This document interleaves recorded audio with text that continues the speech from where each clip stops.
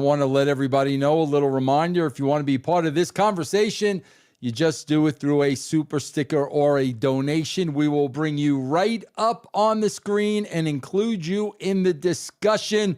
So, Coach, what do you got for us this week, man? Well, I got some red hot video and stuff that happened last night. And as we know, Vince, nobody ever does anything without thinking about the repercussions or how it's going to be perceived nationally. So last night in Los Angeles, the Timberwolves were playing the Lakers. Lakers got bounced out. They suck.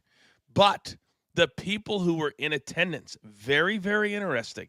So there is video going around, and there it is right there. In that video with A-Rod, who is one of the new majority owners of the Minnesota Timberwolves, Vince, that is Shane McMahon, the son of Vince McMahon, and Charlotte Flair together at the games with A-Rod.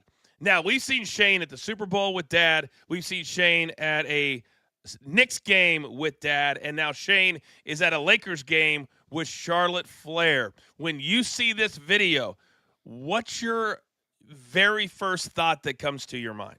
You know, I have to be honest with you on this one, Coach. You know me, man. I am conspiracy theorist number one. You know it, Coach. That's the first thing I look at. Coach, I think this is a chance meeting. Really? I don't think there's anything on the bone here because Shane McMahon and Charlotte Flair, I mean, where are we going with that? I was more surprised by, because originally I saw Charlotte with A-Rod. And I'm like, well, that's pretty impressive to me. If Charlotte's rubbing elbows with A-Rod, that's impressive. I kind of feel like this is just a chance meeting, Coach. You think there's more to it than that? You know me, I'm always going to do a deep dive. I always have the conspiracy theories, because now with social media and the way that every talent likes to put themselves out there, to me, it's always very strategic. If you want to not be seen, there's ways of telling the Lakers, hey, put me in a box that's way over there or put me down here. There's ways to stand out in the open. To me, Charlotte Flair, why is she in Los Angeles? Is WWE in Los Angeles? They were just in Los Angeles. They're coming up in August. So to me, a lot of superstars are looking for acting gigs. I don't know if she lives there part-time or full-time. But to me, the bigger part of this was Shane. We know that Shane, the last several months, has tried to figure out strategically, where do you want to go? Where does he want to be? And Vince, A-Rod is a part investor, and then this is 6 degrees of separation, but he's a part investor in the PFL, which is who I work for now, basically full-time, and that's why I'm in Orlando. And Shane McMahon, over the years, as you know, wanted to buy the UFC. He's big into MMA. And maybe A-Rod is one of the great now investors in all of sports. Maybe Shane is meeting with A-Rod about a different investment or starting a different sports league, because that's what A-Rod is really all about right now. If you can make him a good pitch, he's like a Shark Tank guy. He'll invest in what you're doing. Well, that's interesting. Well, Coach, because we also have to throw into that, listen, man, the McMahons, Coach, they weren't really sports guys. No. You know, going to a Super Bowl is one thing. Going to see the Timberwolves and the Lakers, I know it's LA, I know it's a playoff game, but still, Shane's not a sports guy. So no. I think it's fair to say he's not going there for the game. Correct. And it's in LA. Being in New York makes sense. Yeah. He's always lived in Brooklyn. Yeah. But to be in LA, and I just think the more months that goes by, and to me, this is also about timing with what happened with the WWE.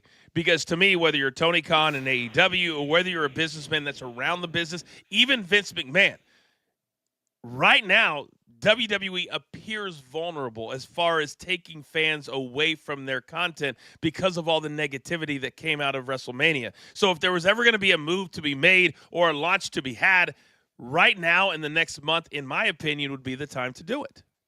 I wonder, too, because, man, originally people were reporting that Charlotte was there with A-Rod.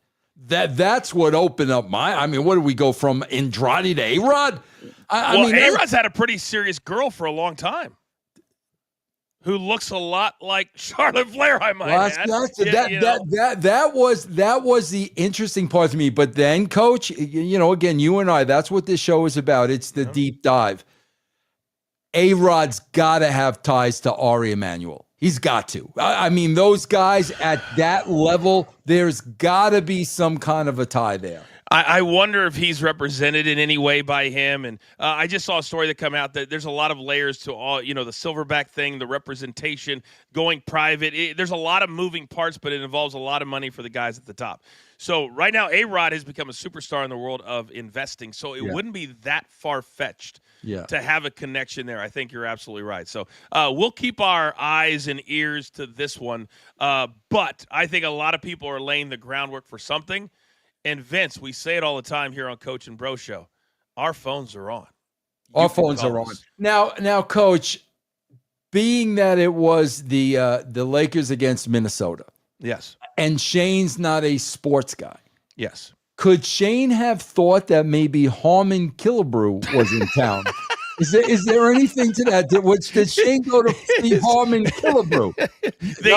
They definitely have never been big sports people. It's almost embarrassing when you bring up sports around Vince. And I remember the first time they told us about the XFL, and I was like, "You're really going to do football?" And then he partnered with somebody who knew football. So he's always been smart enough to know what he doesn't know. Shane, on the other hand, did you not find that odd, though, man? Two guys who never talked about sports. I found that so odd, Coach. What, the XFL?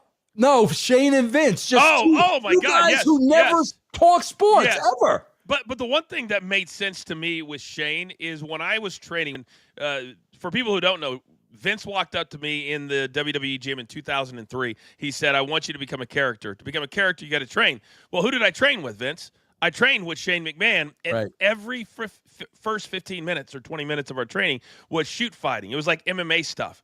He's always been obsessed with MMA fighting. He loves that, He loves it. And he wants to be at the top. He wants to run it. He wants to be a boss. He doesn't want to come in as a vice president. Yeah. And I think he's looking for – and I don't blame him because, Vince, we only go around the sun one time.